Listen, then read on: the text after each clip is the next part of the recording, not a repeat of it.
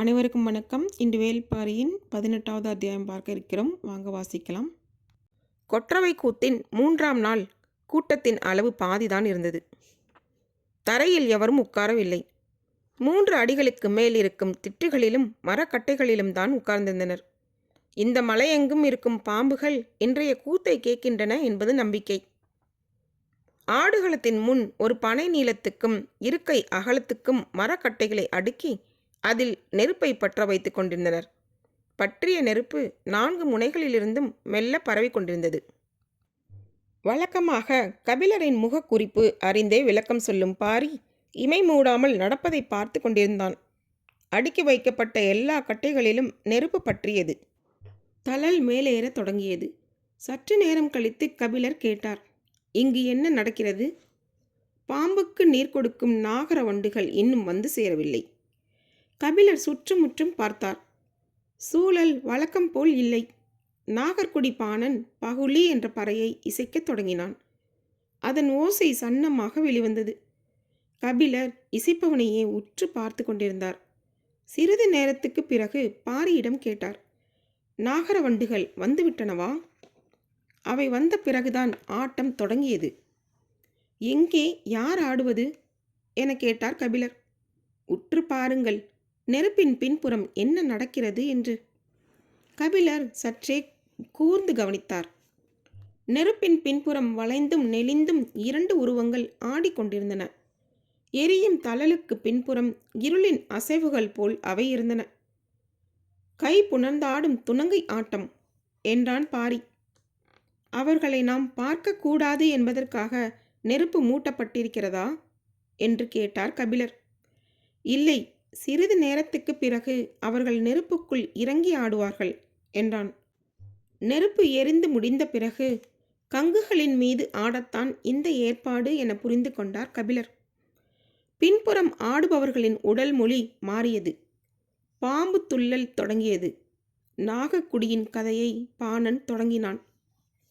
எருக்குமலையை சேர்ந்த நாகர்கள்தான் இந்த மலைத்தொடரில் மிகவும் பழமையான குடிகள். நாகம் இவர்களின் சொல் கேட்கும். இவர்களின் வாசனை அறிந்து விலகி செல்லும்.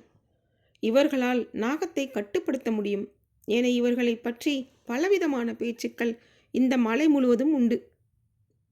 தேரிமலையின் அடிவாரத்தில் சேரலர் என்ற ஒரு குலம் உண்டு. எருக்குமலையும் தேரிமலையும் ஒரே மலைத்தொடரின் இருவேறு பகுதிகள். எருக்குமலை தேரிமலையை விட மிக உயர்ந்து பறந்தது. அந்த மலையின் மீதுதான் நாகர்கள் இருந்தனர். தேரிமலையின் அடிவாரத்தில் சேரலர் இருந்தனர். சேரர்கள் குறி மலை அடிவாரத்தின் சமதளத்தில் இருந்ததால் வேளாண்மை, வணிகம் என தங்களின் செயல்களை விரைவாக பெருக்கியது. வளமும் கூடியது.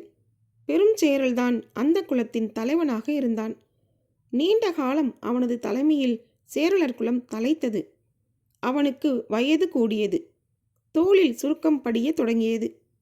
ஒரு நாள் அவனது ஊர் மன்றலில் குடிக்கூத்து நடந்து கொண்டிருந்தது. பெருஞ்சேரலும் அவன் குலமக்கள் அனைவரும் அதை கண்டு மகிழ்ந்தனர். அப்போது கூத்தாடிய இளம் பெண்ணொருத்தி கூத்தின் வேகத்துக்கு ஏற்ப கண்களை சுழற்றி சுழற்றி ஆடினாள். அவளது கண்கள் தன்னைத்தான் சுற்றி கொண்டிருக்கின்றன என பெருஞ்சேரல் நினைத்தான். நீண்ட நேரத்துக்கு பிறகுதான் தெரிந்தது, அவளது கண்கள் சுழன்று வந்து மொய்த்தது தன்னை அல்ல, தனக்கு பின்னால் நின்று கொண்டிருக்கும் வீரனை என்று. அன்று இரவு முழுவதும் சேரலுக்கு தூக்கம் கொள்ளவில்லை. அழகியின் கண்கள் தன்னை தாண்டி போன கணத்தை அவனால் தாங்க முடியவில்லை. சேரல் குலத்தின் வளம் பெருக்கி திறன் கூட்டிய மாவீரன் என புகழ்பட்ட தன்னை வயோதிகம் வந்து பற்ற நினைப்பதை அவனால் ஏற்க முடியவில்லை. தோளில் ஏற்படும் சுருக்கங்களை காண கண்கள் மறுத்தன. சுருக்கம் களைய வழி உண்டா என கேட்டு திசையெங்கும் ஆட்களை அனுப்பினான். வடதிசை போனவன் வந்து சொன்னான், நான் பார்த்த பெரும் முனி ஒருவன் இதற்கு வழி உண்டு என சொன்னான். ஆனால் என்னவென்று சொல்ல மறுத்துவிட்டான் என்றான். வெகு விரைவில் அந்த முனி தேரிமலைக்கு வரவழைக்கப்பட்டார். தேகத்தின் சுருக்கம் மரத்தின் சருகை போல உதிரக்கூடியதுதான் என்றார் அவர். அதற்கான வழியை காட்டுங்கள் என்று பெருஞ்சேரல் வேண்டி நின்றான். சிறுகுண்டம் அமைத்து அதில் பலவிதமான மரக்குச்சிகளை போட்டு தீமூட்டி அந்த புகை நடுவே நின்று அந்த முனி சொன்னார், நாகங்கள் சட்டையை கழற்ற ஒரு மூலிகையை உண்ணும். அந்த மூலிகையை நீ உண்டால் உனது தேகத்தின் சுருங்கிய மேல்தோல் கலன்று யவனமடைவாய் என்று. அந்த மூலிகையை எவ்வாறு கண்டறிவது என கேட்க, இந்த புவி மேல் அந்த ரகசியத்தை அறிந்தவர்கள் நாகக்குடியினர் மட்டுமே. நீ அவர்களிடம் கேட்டு அந்த மூலிகையை பெற்று பயனடைவாய் என்றார் முனி. பெருஞ்சேரலின் மனம் குளிர்ந்தது. முனியின் மனம் குளிர செய்ய வேண்டிய அனைத்தையும் செய்து அனுப்பினான். எருக்கு மலைக்கு சென்று நாகக்குடியின் தலைவனை காணுமாறு தனது அவையினருக்கு பெருஞ்சேரல் உத்தரவிட்டான். அந்த உத்தரவை ஏற்று மலையேற யாரும் முன்வரவில்லை. காரணம், நாகர்களை பற்றிய கதைகள் அப்படி. நாகர்குடியின் வயதான முதுமகள் உடுத்தியிருக்கும் ஆடையிலிருந்துதான் வீரியன் பாம்பு குட்டிகள் உதிர்ந்து வெளியேறுகின்றன என அவர்கள் நம்பினர். நாகத்தை பற்றி எப்போது பேசினாலும் அதை கேட்கும் சக்தி அதற்கு உண்டு என நம்பினர். நாகத்தை பற்றிய எந்த ஒரு சொல்லும் நாகத்தின் செவியில்தான் போய் தங்கும் என்பது எல்லோரும் அறிந்ததே. தங்களின் குலத்தலைவனுக்காக போக எவருக்கும் துணிவு இல்லையா என கேட்டபோது பெரியவர் பொறையன் முன்வந்தார். திறன் கொண்ட 12 வீரர்களின் துணையோடு தான் போய் வருவதாக கூறினார். பெருஞ்சேரல் மகிழ்வுற்றான். சற்றே தயக்கத்துடன் பொறையன் கேட்டார், ஒருவேளை அந்த மூலிகையை அவர்கள் தெரிவிக்க மறுத்துவிட்டால் என்ன செய்வது? வடதிசை முனி சொன்ன 2வது வழியில் வேண்டி பெறுங்கள் என்றான் பெருஞ்சேரல். சரி என பொறையன் சம்மதித்தார். 12 வீரர்களுடன் பாம்பு கடிக்கு வைத்தியம் பார்க்கும் பிடார வைத்தியன் இருவருமாக 14 பேரை உடன் அனுப்ப முடிவானது. வயதில் மூத்த பிடார வைத்தியனுக்கு 2 காதுகளும் அறுபட்டிருந்தன. இன்னொருவன் வயதில் இளையவனாக இருந்தான். இருவரும் இருவேறு திசைகளிலிருந்து வரவழைக்கப்பட்டிருந்தனர். பொறையனோடு சேர்த்து 15 பேரிடமும் குடிமுனை வாக்கு பெற்றான் பெருஞ்சேரல். எந்த சூழலிலும் அவர்கள் இந்த கட்டளையை நிறைவேற்றாமல் இனி நாடு திரும்ப முடியாது. 15 பேரும் எருக்குமலையில் ஏறத் தொடங்கினர். நாகர்குடி அல்லாத வேற்று குடியினரின் காலடி எருக்குமலையில் இதுவரை பட்டதில்லை. முதலாக அது நிகழ்ந்தது. எருக்குமலையின் அடிவாரம் காட்டு புற்களாலும் குறுமரங்களாலும் நிரம்பியதாக இருக்கும். புற்களை விலக்கி அவர்கள் மலையேறத் தொடங்கினர். புது மனிதர்களின் வாடையை நாகங்கள் நன்கு அறியும். அவர்கள் முன்னால் இருக்கும் புற்களை விலக்கி கால்களை மிக கவனமாக முன்னகர்த்தி சென்று கொண்டிருந்தனர். மலையின் முதல் குன்றை கடந்தபோது நிழல் வீரியன் ஒன்று நடந்து கொண்டிருந்த ஒருவனின் நிழலுக்குள் நுழைந்தது. எந்த மனிதனின் நிழலுக்குள் அது நுழைகிறதோ அவன் நிழலிலேயே அது ஊர்ந்து வந்து கொண்டிருக்கும். நடந்து செல்பவன் எவ்வளவு வேகமாக நடந்தாலும் மெதுவாக நடந்தாலும் அதுவும் அதே வேகத்தில் நிழலுக்குள் நெளிந்தபடியே வரும். அதன் உடலில் படிந்த நிழலை விட்டு அது பிரியாது. இளைய பிடாரனின் நாசி பாம்பின் வாசனையை நுகர்ந்தது. யாரும் நின்று விடாதீர்கள், ஏதோ ஒரு பாம்பு நம் அருகில் வந்து கொண்டிருக்கிறது என்றான். எல்லோருக்குள்ளும் அதிர்ச்சி பரவியது. வியர்க்கத் தொடங்கியது. என்ன வாசனை என்பது அவனுக்கு பிடிபடவில்லை. மூத்த பிடாரனை பார்த்து கேட்டான், உங்களின் மூக்கை வாசனை எட்டவில்லையா? மூத்த பிடாரன் இவனது செயல் சிறுபிள்ளைத்தனமாக இருக்கிறதே என்று நினைத்தபடியே பதில் ஏதும் சொல்லாமல் நடந்து கொண்டிருந்தான். நடந்து செல்லும் வீரர்கள் அனைவரும் கையில் ஆயுதங்களுடன் இருந்தனர். மனிதன் பாம்பை பற்றி பேசும் கணத்திலேயே அது அவனுக்குள்ளே வந்து விடுகிறது. வெளியே அவன் எந்த வகை ஆயுதங்களை வைத்திருந்தும் என்னவாகப் போகிறது? உள்ளுக்குள் ஏற்படும் நடுக்கத்தை எவரால் நிறுத்த முடியும்? நடுக்கமின்றி நடந்து கொண்டிருந்தவன் மூத்த பிடாரன் மட்டும்தான். அவனது நாசி நீண்ட நேரத்திற்கு முன்பு நாவிப்பூ மனத்தை கண்டறிந்து விட்டது. கருவீரியனுக்கும் நிழல் வீரியனுக்கும் தான் இந்த வாடை வரும். கருவீரியனாக இருந்தால் வாடை நுகர்வதற்குள் கடி விழுந்திருக்கும். இது நிழல் வீரியன்தான். அதனால்தான் நடக்க விட்டு வந்து கொண்டே இருக்கிறது. யாருடைய நிழலில் வருகிறது என்பதுதான் அவனுக்கு தெரியவில்லை. மனிதரின் நிழலுக்குள் அது நுழைந்து விட்டால் அந்த நிழலை விட்டு விலகாமல் வந்து கொண்டே இருக்கும். நிழலுக்கு உரியவன் அதனிடமிருந்து தப்பிக்க ஒரே வழி நிற்காமல் நடந்து கொண்டே இருப்பதுதான். மாலையில் கதிரவனின் ஒளி மறைந்து மனித நிழல் அதுவாக சிதைந்தால் மட்டுமே அது திக்கு தெரியாமல் திசை மாறும். இல்லை என்றால் அது வந்து கொண்டேதான் இருக்கும். நடப்பவன் எந்த இடத்தில் நின்று இளைப்பாறுகிறானோ அந்த இடத்தில் அவனது குதிகாலை கடித்து சுற்றும். இதை நாம் சொன்னால் மொத்த கூட்டமும் பயந்து சிதறிவிடும். என்ன செய்வது என மூத்த பிடாரன் சிந்தித்தபடியே நடந்து கொண்டிருந்தான். இளைய பிடாரனோ பொறையனிடம் போய் சொன்னான். பாம்பின் வாடை வருகிறது.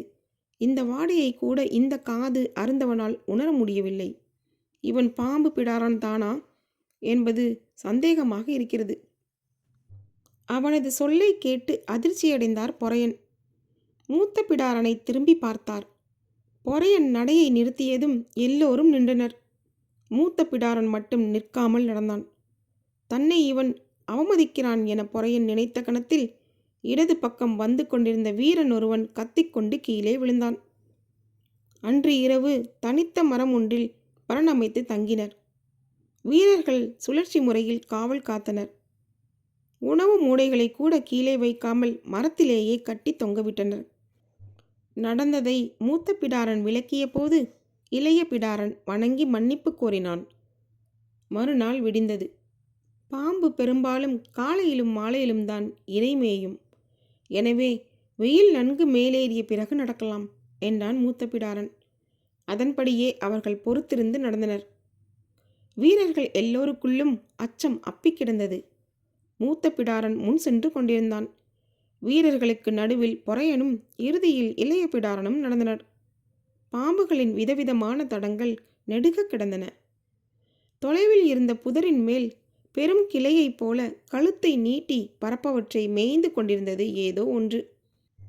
பின்னால் நடந்து கொண்டிருந்த வீரன் ஒருவன் அதை பார்த்து கை காட்டினான். இளைய பிடாரன் அதை உற்று பார்த்தான். அது கட்டையா அல்லது பாம்பா என்பதை அவனால் உணர முடியவில்லை. ஒரு கல் எடுத்து அதை நோக்கி வீசினான். அது மெல்ல திரும்பியது. முன்னால் போய்க் கொண்டிருந்த மூத்த பிடாரனிடம் சத்தம் போட்டு சொன்னான், உனது காதுகளை அறுத்தால் ஒழிய உனக்கு புத்தி வராது. அப்போதுதான் புரிந்தது அவன் ஏற்கனவே அதை பார்த்து விட்டான் என்று. பதில் சொல்லியபடியே நடக்கும் வேகத்தை இருமடங்கு கூட்டினான் மூத்த பிடாரன். ஏதோ ஒரு ஆபத்து வரப்போகிறது என்பதை எல்லோரும் புரிந்து வேகம் கொண்டனர். இளைய பிடாரன் வீரர்களை கடந்து சற்று உள்ளே போய்விட முயன்றபோது அவனுக்கு முன்னால் சென்று கொண்டிருந்த வீரர்கள் காலிலே குச்சியாலேயே குத்திவிட்டது என்று சொல்லி கீழே உட்கார்ந்தனர். அவ்வாறு உட்கார்ந்த 4 பேரும் அதன் பிறகு எழுந்திருக்கவே இல்லை. ஒரு கட்டை வீரியன் இருந்தால் அதை சுற்றி எண்ணற்ற குறுவீரியன்கள் இருக்கும் என்பது கூடவா உனக்கு தெரியாது? தேன்கூட்டை களைப்பது போல புதரில் கிடந்தவற்றை கல்வீசி களைத்து விட்டாயே என்று சொல்லிக்கொண்டே இளைய பிடாரனது காதோரத்தின் சிறு பகுதியை அறுத்தான் மூத்த பிடாரன். இளைய பிடாரன் வலியால் கத்தினான். ஆனால் 4 வீரர்களின் மரணத்துக்கு தான் காரணமாகிவிட்டதால் தண்டனையை ஏற்றான். இது போன்ற காரணங்களுக்காக சிறுக சிறுக அறுத்து 2 காதுகளையும் முழுமையாக இழந்து நிற்பவன்தான் மூத்த பிடாரன். காதுகள் அற்ற அவனது தோற்றத்துக்கு பின்னால் எத்தனை வகையான பாம்புகளை பற்றிய அறிவு இருக்கும் என்பதை இளைய பிடாரன் அப்போதுதான் உணர்ந்தான். 1/3 பங்கு வீரர்களை 2ஆம் நாளிலேயே இழந்தனர். நாகக்குடியினரின் வாழ்விடத்துக்கு என 6 நாட்கள் ஆகும் என்று முன்னோர் சொல்ல கேட்டுள்ளனர். அங்கு சென்று சேரும் போது எத்தனை பேர் உயிரோடு இருப்போம் என்ற அச்சம் எல்லோரையும் ஆட்கொண்டது. 3ஆம் நாள் காலை பொழுது கழிந்த பிறகு நடக்க ஆரம்பித்தனர். ஒருவருக்கொருவர் எந்தவித பேச்சும் பேசவில்லை. சற்றே பெரும் மரங்கள் இங்கொன்றும் அங்கொன்றுமாக இருக்கும் காடு அது. வழக்கத்தை விட கூடுதல் அச்சம் உள்ளுக்குள் ஆட்கொண்டிருந்தது. 5 பேர் மரணித்துள்ளனர். வாயில் நுரை தள்ளி உடல் நீளம் பூத்து கால் விரல் சுருண்டு இழுத்து என மரணத்தின் இறுதி வடிவங்கள் நினைவிலிருந்து அகல மறுத்தன. முன்னால் நடந்து கொண்டிருந்த மூத்த பிடாரன் கீழே பதிந்து கிடக்கும் தடத்தை பார்த்ததும் நடையை நிறுத்தினான். எல்லோரும் இடம் விட்டு அசையாமல் அப்படியே நின்றனர். அவன் குனிந்து மண்ணில் இருக்கும் நெளிவுகளை உற்று பார்த்தான். பின்னால் இருப்பவர்களுக்கு என்ன செய்வது என புரியவில்லை. நின்றால் நிழல் வீரியன் குதிகாலை கவும், பேசினால் குருவீரியன் செவிக்கு எட்டும். என்ன செய்வது என புரியவில்லை. ஆயுதங்களின் பிடி வழுக்கும் அளவுக்கு வீரர்களின் உள்ளங்கை வியர்த்தது.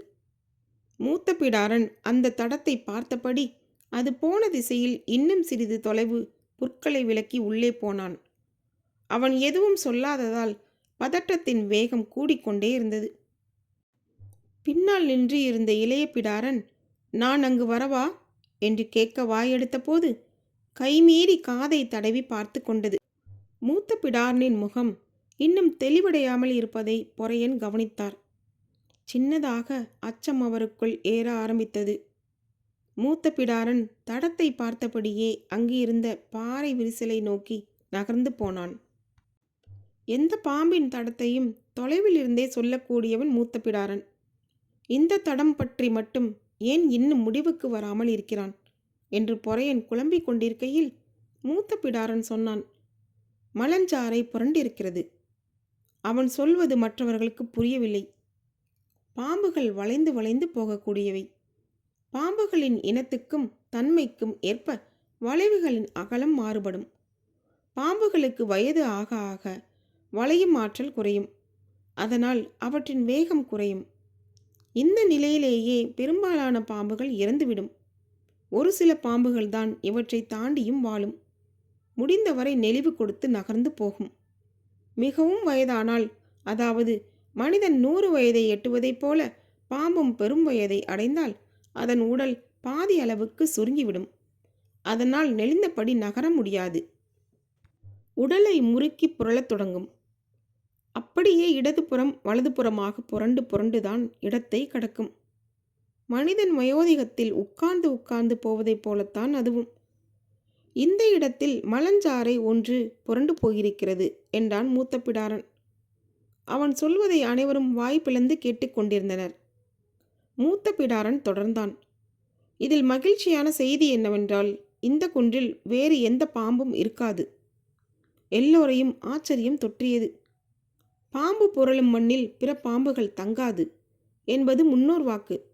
எனவே இன்று இந்த குன்றை கடக்கும் வரை உங்களுக்கு அச்சம் தேவையில்லை என்றான் மூத்த பிடாரன். வீரர்கள் அடைந்த மகிழ்ச்சிக்கு அளவில்லை. அப்பாடா என்று பெருமூச்சு விட்டனர். அச்சமற்ற அடிகளை கால்கள் எடுத்து வைத்தன. நடையின் வேகம் கூடியது. பேச்சு தொடங்கியது. பாம்புகளை கையாள்வதில் உள்ள நுட்பங்களை பற்றி பேசினர். பாம்புகள் மனிதனை கண்டு அஞ்சித்தானே ஓடுகின்றன. பின்னர் ஏன் மனித மனம் பாம்பை கண்டு பதறுகிறது என்று கேட்டான் வீரன் ஒருவன். அசட்டு சிரிப்புடன் மூத்த பிடாரன் சொன்னான், மனிதன் பாம்பின் ஓட்டத்தை பொய்யாக புரிந்து கொண்டான் என்று பொருள். அது அஞ்சி ஓடவில்லை என்கிறீர்களா? அதை கண்டு நாம் அஞ்ச அதனிடம் நஞ்சு இருக்கிறது. நம்மை கண்டு அது அஞ்சி ஓட என்ன இருக்கிறது நம்மிடம்? வீரனிடம் பதில் இல்லை. ஒவ்வொரு பாம்பும் தனது இனத்தின் எண்ணற்ற பாம்புகளை தின்றுவிட்டுத்தான் உயிர் வாழ்கிறது. மனிதனைப் போல் ஓர் உடம்புக்குள் வாழும் ஓர் உயிர் அல்ல, எண்ணிலடங்காத உயிர்கள் வாழும் ஓர் உடல். அது தின்ற உயிருக்கு ஏற்ப அதன் கால்கள் அமைகின்றன. மூத்த பிடாரனின் பேச்சு அச்சமூட்டுவதாக இருந்தது. பாம்பை விடுத்து வேறு எதையும் பேசும் சூழல் இல்லை. இன்னொரு வீரன் நாகர்களை பற்றி கேட்டான். நாகர்களும் நம்மை போன்ற மனிதர்கள்தானா, அல்லது அவர்களுக்கு தனித்த அடையாளம் ஏதும் உண்டா? நம்மை போன்ற மனிதர்கள்தான், ஆனால் தனித்த அடையாளங்களும் உண்டு. என்னென்ன? நாகர்குடியின் ஆண்களை நீங்கள் கண்டறிய வேண்டும் என்றால் அவர்களின் கால்களை வைத்துதான் கண்டறிய முடியும். குதிகால்களில் நமக்கு மேலும் கீழுமாக வெடிப்புகள் இருக்கும். அவர்களுக்கோ செதில் செதிலாக பக்குகள் இருக்கும். அதே போல கைவிரல் நகக்கண்ணில் தோல் நமக்கு மேலும் கீழுமாக உரியும். அவர்களுக்கோ செதில் செதிலாகத்தான் உரியும். உற்று பார்த்தால் நகம் எங்கிருந்து தொடங்குகிறது என்பதே தெரியாது. அவ்வளவு நேரம் உற்சாகமாக இருந்த பேச்சொலி இப்போது சற்றே அமைதி கொள்ள தொடங்கியது. இன்னொருவன் கேட்டான், நாகர்குடி பெண்களை எப்படி கண்டறிவது? காமம் கொள்கையில் என்று மட்டும் சொல்லி நிறுத்தி கொண்டான் மூத்த பிடாரன். எப்படி என்று மீண்டும் அழுத்தி கேட்டான் அவன். இந்த பதிலை அறிய எல்லோரும் மிக ஆவலுடன் இருந்தனர். சிறு சத்தம் கூட எழுப்பாமல் கால்கள் நடந்து கொண்டிருந்தன. மூத்த பிடாரன் சொன்னான், காமம் கொள்கையில் விம்மும் குங்கையின் நாவு படம் போல விரிந்து அடங்கும்.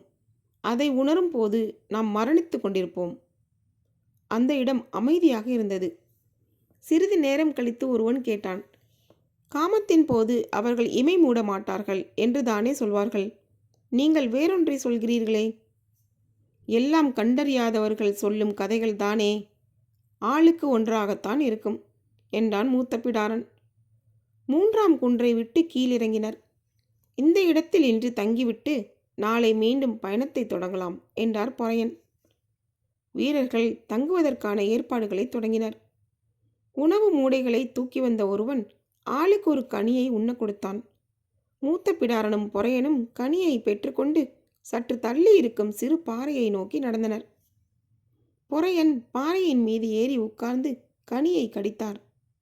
அவருக்கு எதிரில் நின்றபடி மூத்த பிடாரன் கனியை கடிக்கும் போதுதான் கவனித்தான். பொறையன் கனியை கடிக்கும்போது பற்களுக்கு இடையில் இருக்கும் செதில்களிலிருந்து குருதி வந்து கொண்டிருந்தது. பொறையன் கனியை கடித்து தின்றபடியே சொன்னார். மரணம் ஏதுமின்றி இன்றைய பொழுது முடிந்தது. அவரது சொல்லை அவரே இன்னும் சிறிது நேரத்தில் பொய்யாக்கப் போகிறார் என்பது மூத்த பிடாரனுக்கு புரிந்துவிட்டது. நேற்று இரவு மூட்டைகளை கட்டி தொங்கவிட்ட மரத்திலிருந்து அது கனிகளுக்குள் இறங்கி இருக்க வேண்டும் என ஊகித்தபடியே பதில் ஏதும் சொல்லாமல் பொறையனையே பார்த்து கொண்டிருந்தான் மூத்த பிடாரன்.